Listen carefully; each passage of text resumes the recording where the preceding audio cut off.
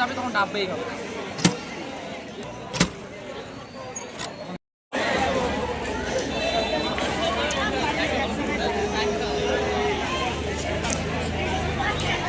ভাই একটু দেখাবা।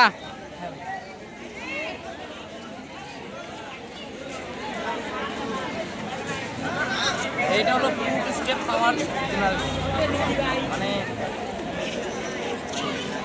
চাপ শক্তিকে কাজে লাগিয়ে জ্বালানি ছাড়া বিদ্যুৎ পাওয়া। তো আমাদের দৈনন্দিন জীবনে মানুষ রাস্তায় হাঁটার সময় এবং গাড়ি চলার সময় অনেক যান্ত্রিক শক্তি ব্যয় হয়, দিন শেষে এগুলো কোনো কাজে লাগে না।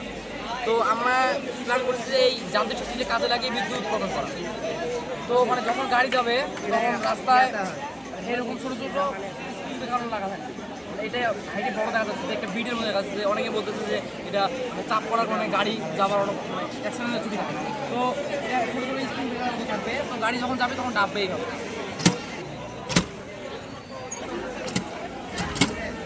তখন এটা এখানে ঘুরবে, আরেকবার দেন এখানে ভুল চাপবার কারণে ঘুরবে। ঘোরার কারণে আমাদের এই মানে চেন মেকানিজম ঘোরার কারণে জেনারেটর ঘুরবে। ঘোরার পর আমাদের ব্যাটারিতে ব্যাটারিতে আমাদের এটা সংরক্ষণ হবে। আর এটা আমরা মানে বাস্তব প্রমাণের জন্য আমাদের এখানে ভোল্ট মিটার ব্যবহার করছি। এই দেখেন প্রায় মানে 2 ভোল্টের মতো বিদ্যুৎ উৎপাদন হয়।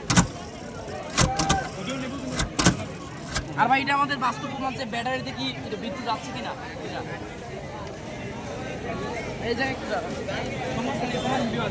এই জায়গায় মানে আমাদের ব্যাটারিতে যে চার্জ হইতেছে এটা বাস্তব প্রমাণ।